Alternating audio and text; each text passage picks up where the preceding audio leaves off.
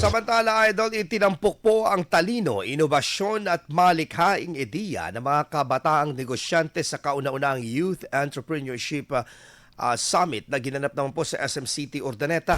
Katuwang Department of Trade and Industry Region 1 at Commission on Higher Education Region 1. Dinaluhan po ng mahigit 450 na estudyante mula sa 15 higher education institutions sa Pangasinan at La Union na ang nasabing aktibidad.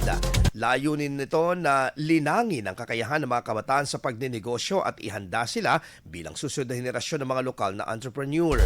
Isa sa mga tampok ng summit ang Business Pitch Competition kung saan itinanghal na kampiyon ng estudyante mula sa University of Pangasinan FINMA dahil sa kanilang makabagong ideya ng negosyo sa nalayong tugunan ang pangangailangan ng merkado gamit ang sustainable solution.